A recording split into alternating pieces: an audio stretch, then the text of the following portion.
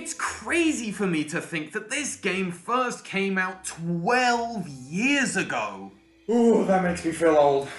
Because I remember getting this game as an early Christmas present the same year. I was a big Scooby fan at the time and had spent the couple of months prior regularly visiting the game's website keen to finally play it. When I did at the time, I loved it.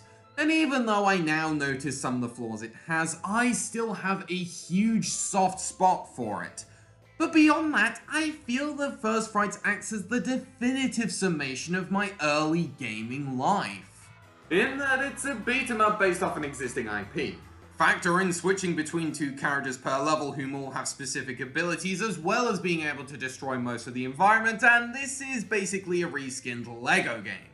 But that formula obviously greatly appealed to me during my infancy as a gamer, and even now it's good fun. I'll admit it's significantly more repetitive than I remember when it comes to the number of enemies it lobs at you per level, which yes, can get a bit tiring. But during my last playthrough, I grew to appreciate the slight differences the characters' attacks have. Instead of sticking to whoever my favourite character available is like I used to, if I could I usually went for Shaggy, I'll now alternate depending on whether the monster is better fought up close and personal or from a distance, and I used the secondary attack a lot more, especially Daphne's satisfying leg rush. It also makes fine work of the destructible environmental objects, and there's still a great novelty in vandalizing everything to hear the oh-so-satisfying crunch of the Scooby Snack. This is all well and good, but there's a lot of games out there that play similarly. Like I said, the LEGO games pretty much invented the template, so what does this game have over those near enough identical counterparts that makes it stick out to me so much? Simply put, it's the wonderful interpretation of the Scooby-Doo world. I mean, these are great characters to begin with, part in thanks to the iconic voice work instantly conveying their respective traits, but it's the unique art style that I've always favoured over any other look for Mystery Inc. Their exaggerated movements in the cutscenes are effortlessly entertaining to me. The writing as well is just spot on. The mysteries themselves standard Scooby-Doo affairs elevated by how the gang interact between each other and the potential suspects. And having replayed them both, I found the wit in First Frights disappointingly unpresent in Spooky Swamp. As much as my 8-year-old mind was blown at the trailer relaying, and your favorite Mystery Inc. characters, anytime, anywhere.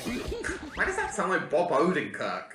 Did you know that you have rights to investigate? The interactions between the gang and other characters aren't allowed to shine because the game has to compensate for whomever you're playing as, so the most you get from a main character is insightful tidbits like, something doesn't seem right. Their personalities don't come through, yet in First Frights they really did, and I just love the dialogue. It can be genuinely funny at times. Completely sane! Glad you think so. I shall take you to meet him. Bug him. I remember this scene was the first time I ever laughed at a video game. We're here to, help you win your contest. It's interesting, I enjoy Spooky Swamp a lot, and I think the gameplay might actually be better there than in First Frights. There's more to the mystery solving than just picking up the clues, and there's several environmental puzzles to break up the endless fighting. But First Frights is just naturally more memorable to me because of the personality it exudes through every aspect. Locations like the Swamp, El Muncho, and Howling Peaks are good, but most of the atmosphere in that game comes from the fantastic soundtrack rather than within the setting. First Frights has the same quality in music, it's really excellent. But the environments also have a tangible ambiance. A lot of my nostalgia comes from roaming in the quiet air of the school's exterior or the slightly eerie vibes brought on by the orange-lit carnival.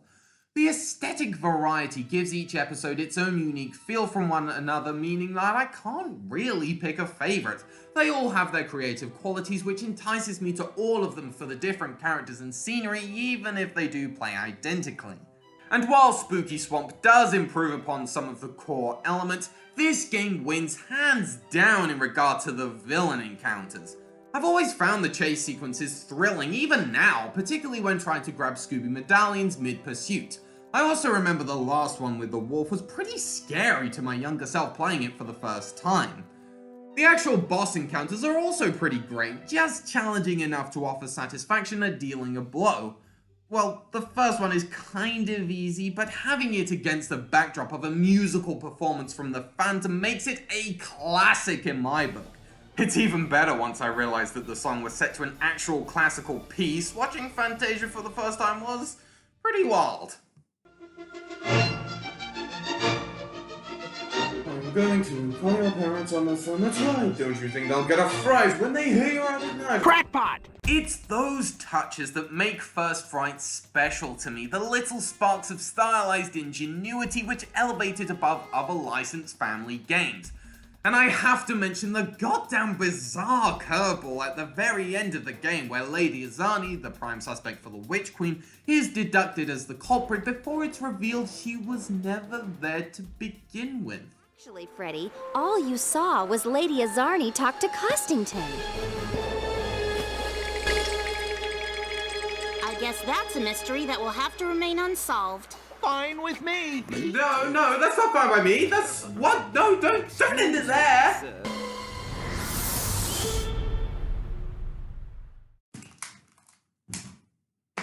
This left field ending annoyed the hell out of me the first time I beat this game. Granted, not as much as Spooky Swamp's anticlimactic reveal, which could have connected the two games quite nicely. I mean, Lila could have been making the stew because either she was or knew the Witch Queen, giving closure to that storyline instead of the business with the alligator.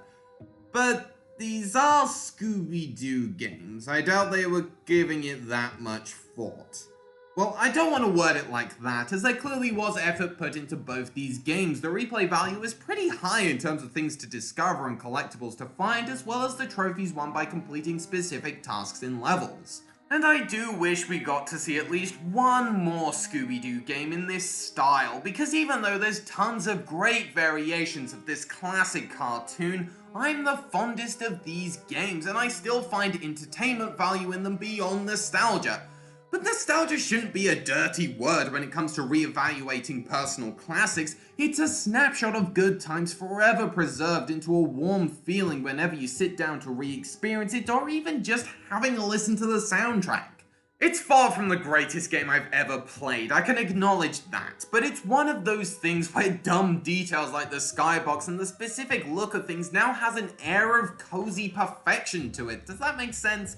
Anyway, my taste in games has expanded since I first popped the disc into my Wii, but as a reminder of the simpler thrills I relished in my much smaller gaming library of the late 2000s and early 2010s, there's few that have retained their quality with as much heart as First Frights. Scooby-Dooby-Doo!